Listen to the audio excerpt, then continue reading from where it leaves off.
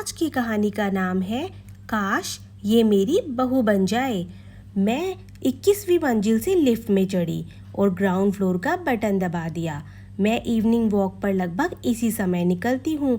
20वीं मंजिल पर लिफ्ट रुकी। एक सुंदर सी लंबी गोरी और आकर्षक नैन नक्श वाली प्यारी सी लड़की चढ़ी।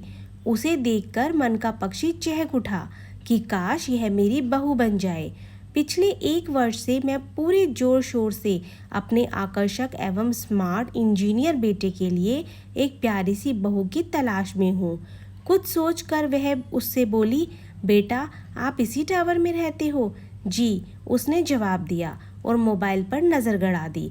मुझे बहुत गुस्सा आया कि अजीब है, बस जी कह दिया और मेरी बातों को आगे बढ़ाने से पहले ही विराम दे दिया। ग्राउंड फ्लोर पर आते ही वह तेज कदमों से चल पड़ी। शायद वह भी वॉक पर निकली थी। कानों में ईयरफोन लगाए बातों में मशगूल हो गई। मैंने भी वॉक शुरू कर दी, वह आगे आगे और मैं पीछे पीछे। मुझे एक पेड़ के फूल बहुत अच्छे लगते थे और रोज़ 5 मिनट वहाँ बैठकर खुशबू का आनंद लेती थी। आश्चर्य, वह भी उसी पेड़ के पास रुकी। फ़ोन सुनते हुए खुशबू का मज़ा लिया। मेरा ध्यान पेड़ और उसके फूलों में कम लड़की की तरफ ज़्यादा था। मैं चल पड़ी लेकिन वह देर तक फ़ोन करती खड़ी रही। अब वह मेरे पीछे और मैं उसके आगे। मैंने जानबूझकर पीछे नहीं देखा कि कहीं वह यह ना समझ जाए मैं उसे देख रही हूँ। मेरा मन हुआ मैं मोबाइल चलाऊं। हालांकि मुझे पता था कि मेरा नेट नहीं चलेगा क्योंकि घर में वाईफाई से कनेक्ट है। बेटा कहता है मम्मी रिचार्ज करवा लो, लेकिन मैं ही मना कर देती हूँ।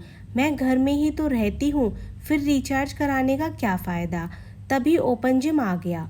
मैं साइकिल चलाने लगी, वह भी व्यस्त हो गई। जब वह बेंच पर बैठी तो मैं भी उसकी बगल में बैठ गई।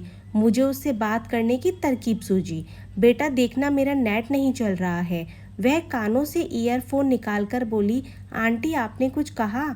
उसकी शहद जैसी मीठी आवाज़ सुनकर मन में गुदगुदी हुई। काश यह मेरी बहू बन जाए। बेटा देखना मेरा नेट क्यों नहीं चल रहा है। उसने तुरंत मेरा मोबाइल देखा और बोली, आंटी लगता है आपका प्लान खत्म हो गया है, रिचार्ज करवाना होगा। मुझे मौका मिल गया। हालांकि मैं रिचार्ज करा सकती थी, फिर भी अनजान बनकर बोली, प्लीज़ बेटा आप मेरा रिचार्ज करवा दो। मेरा बेटा बाहर गया हुआ है, उसका फ़ोन भी नहीं लग रहा। अपना नंबर दे देना, बेटे के आते ही मैं पेटीएम करवा दूंगी। मैं तुम्हारे ही टावर के 21वें फ्लोर पर रहती हूँ। ओके आंटी कोई बात नहीं, कहते हुए उसने मेरा फ़ोन रिचार्ज करवा दिया और मेरा नेट तुरंत चालू हो गया। उसका नंबर मैंने ले लिया। उसका नंबर पाकर मैं खुश हो गई। फिर एक बार लगा काश यह मेरी बहू बन जाए। अपनी वॉक अधूरी छोड़कर अपने टावर में आकर जल्दी ही लिफ्ट से ऊपर पहुंच गई और फ्लैट का ताला खोला। जल्दी से उस प्यारी सी बच्ची का नंबर सेव करने लगी। अरे उसका नाम तो पूछा ही नहीं, तो किस नाम से सेव करूं? फिर मन में मुस्कान तैर गई और प्यारी बहू के नाम से उसका नंबर सेव कर लिया। डर लगा अगर बेटे ने देख लिया तो चिल्लाएगा कि ये सब क्या है मम्मी, किसका नंबर इस नाम से सेव कर लिया है। फिर सोचा अपने फ़ोन में कुछ भी करने के लिए उसे फ़ोन ही नहीं दूंगी। व्हाट्सएप पर जल्दी सर्च किया, हेलो बेटा मैं आर टावर के 21वें फ्लोर वाली। एक मुस्कुराहट वाली इमोजी डाल दी। जानबूझकर आंटी नहीं लिखा। फिर जल्दी से उसे पेटीएम किया। उसका नाम परी था। सच में वह परी जैसी ही तो है। फिर मन मयूर नृत्य करने लगा। काश यह मेरी बहू बन जाए। जल्द ही कागज कलम लेकर परी के लिए कविता लिखने लगी। कविता लिखने में इतनी मशगूल हो गई कि पता ही नहीं चला बाहर घंटी बज रही है। गेट खोला, बेटा आया। बोला, मम्मी मुझे पता है आप लिखने में इतना खो जाते हो कि आप घंटी तो दूर ढोल नगाड़े की आवाज़ भी नहीं सुनते। फिर ज़ोर से हंस पड़ा। क्या लिख रहे हो आप? अपनी बहू के लिए कविता। क्या कह रहे हो आप? अरे मजाक कर रही हूँ, कह जल्द ही उसे खाना देकर मैंने व्हाट्सएप खोल लिया। मेरी खुशी का ठिकाना नहीं रहा। परी ऑनलाइन थी। हेलो बेटा मैंने पेटीएम कर दिया है, और फिर मैसेज करके उसे स्क्रीनशॉट भेज दिया। थैंक्स आंटी, इतनी जल्दी क्या थी? फिर वह ऑफलाइन हो गई।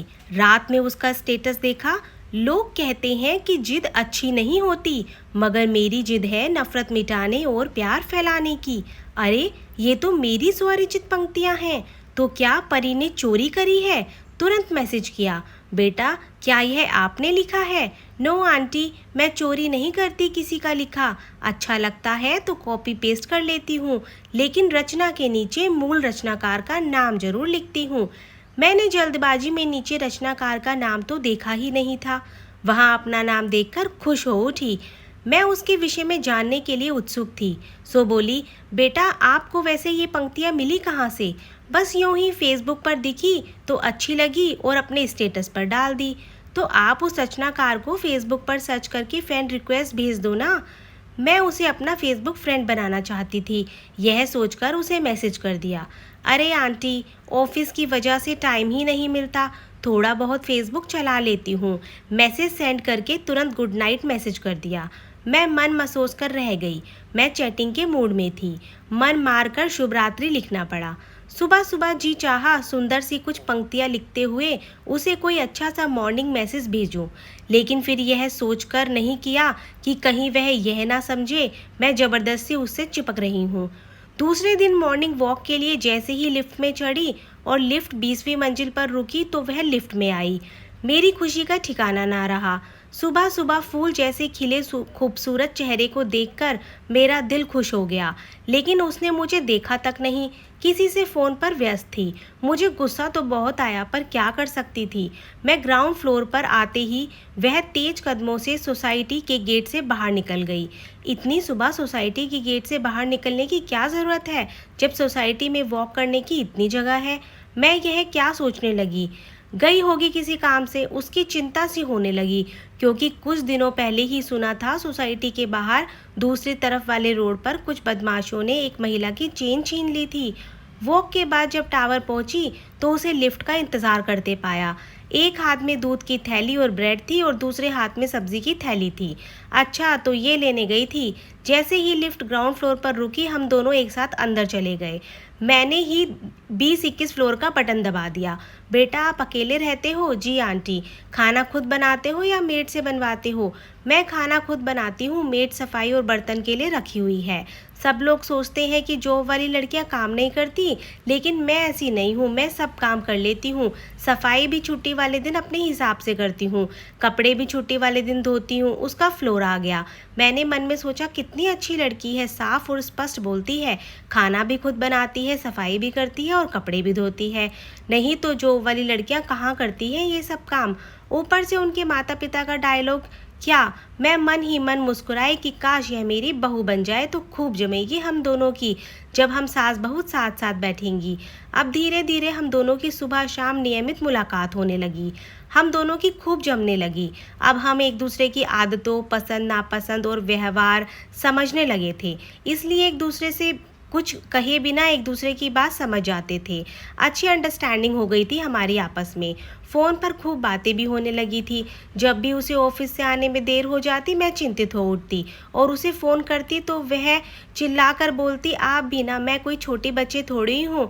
और जब मुझे कभी कोई तकलीफ़ हो जाती और वह मेरी चिंता करती तो मैं भी गुस्से से कहती कि मैं कोई छोटी बच्ची थोड़ी ही हूँ जो मेरी चिंता कर रही हो। मुझे लिखने का शौक़ था, उसे पढ़ने का। बस उसकी एक आदत मुझे बुरी लगती थी, उसका देर रात तक जागना। जब मैं कुछ कहती तो वह बोलती, आंटी दिन में तो ऑफिस की वजह से टाइम नहीं मिलता, इसलिए रात में व्हाट्सएप, फेसबुक और इंस्टाग्राम ने हमें देर रात जागने पर मजबूर कर दिया है। आप इन नए तीनों को कोसिए, आपके भी तो ये दोस्त हैं। जब वह हंसकर यह कहती तो मैं भी अपनी हंसी रोक नहीं पाती थी कि बात तो वैसा ही कह रही है, मैं भी तो देर रात घुसी रहती हूँ फेसबुक और व्हाट्सएप में। उसे मेरी एक आदत पसंद नहीं थी और वह थी बेवजह की टोका टाकी। मैंने कहा, तुम बच्चों में अभी इतनी समझ नहीं है, इसलिए समझाना जरूरी होता है। जिसका तुम लोग गलत अर्थ निकाल कर उसे टोका टाकी कहते हो। बात तो आप सही कह रही हैं, लेकिन हर वक्त टोका टाकी, ऐसा लगता है जैसे 24 घंटे कोई सिर पर सवार है। उसकी बात सुनकर लगा सही कह रही है यह। धीरे धीरे 1 महीना गुजर गया। एक सुबह वह उदास स्वर में बोली, आंटी मुझे जल्द ही यह फ्लैट छोड़ना होगा, क्योंकि मेरा बॉयफ्रेंड चाहता है कि मैं उसके साथ किसी दूसरी सोसाइटी में रहूं। यह सुनकर मेरा दिल टूट गया। साथ ही उसे बहू बनाने का सपना भी। बेटा बुरा नहीं मानो तो एक बात बोलूं? जी ज़रूर बोलिए। शादी से पहले इस तरह साथ रहना गलत है। आंटी वह चाहता है कि कुछ समय हम साथ गुजारें, जो यहाँ संभव नहीं है। उसे यहाँ क्या परेशानी है मालूम नहीं। कल शाम को वह मुझे एक कॉफ़ी हाउस में मिलेगा। आप भी वहाँ आइए और उसे यह बात समझाना कि वह जल्दी शादी करे, क्योंकि मैं भी इस तरह अब मिल नहीं सकती। नहीं बेटा, मैं कौन होती हूँ समझाने वाली? मैं क्यों टोका टाकी करूँ? तुमने ही तो टोका टाकी के लिए मना किया है। पर जब बच्चे गलत राह पर जा रहे हों तब बड़ों की टोका टाकी करना ठीक है। वह कब आ रहा है? कल आप शाम 8 बजे कॉफ़ी हाउस आ जाइए। मैं आपको लोकेशन भेज दूंगी। शाम के खाने की तैयारी करके कॉफ़ी हाउस जाने के लिए कैब बुक कर रही थी कि बेटे का फ़ोन आ गया। मम्मी, देर से घर आऊँगा, एक दोस्त के साथ कहीं जा रहा हूँ। कैब में बैठते ही मन में एक हुक उठी कि काश यह मेरी बहू बन जाए। कॉफ़ी हाउस पहुंचते ही वहां अपने बेटे को देखकर मैं खुशी के अतिरेक में चिल्ला पड़ी। तू यहाँ? तू ही परी का बॉयफ्रेंड है क्या? परी? हाँ पर माते, मगर आप यहाँ क्या कर रही हैं? आपको परी के बारे में वह सक पकाया। जब तक परी भी आ गई। आप इसे जानती हैं आंटी? वह हकलाते हुए बोली।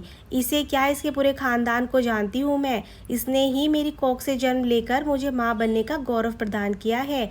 लेकिन आपने कभी जिक्र नहीं किया अपने साहबजादे का। परी मुस्कुराकर बोली। हाँ माँ, आपने भी कभी मुझे नहीं बताया कि यह आपकी दोस्त है। बेटा भी अचरज भरे स्वर में बोला। बेटा, माँ हूँ तुम्हारी। तुम धीरे धीरे देर रात जो फ़ोन पर बतियाते थे, मुझे तभी शक हो गया था कि कुछ तो है। थोड़ी सी मशक्क़त करने पर मैंने तुम दोनों की प्रेम कहानी जान ली और भविष्य में अपनी बहू के साथ तालमेल स्थापित करने के लिए यह सब नाटक रचा और तुम दोनों को भनक भी नहीं होने दी। जय हो माते, आपको तो सीआईडी में होना चाहिए। आपकी होने वाली सासू माँ उफ सीआईडी प्रद्युम्न। काश मेरी यह बहू बन जाए, जो मेरा सपना पूरा हो गया था। मेरा बेटा अब तक मामला छिपा रहा था क्योंकि परी की जाति कुछ और थी और हमारी जाति ऊंची थी। बेटा घबरा रहा था कि मैं इनकार ना कर दूं, मगर मैं तो उसे कब की बहू मान चुकी थी और फिर असली मुहर लगाने के लिए मैंने उसके माता पिता को जल्दी ही अपने घर आने के लिए निमंत्रित कर दिया।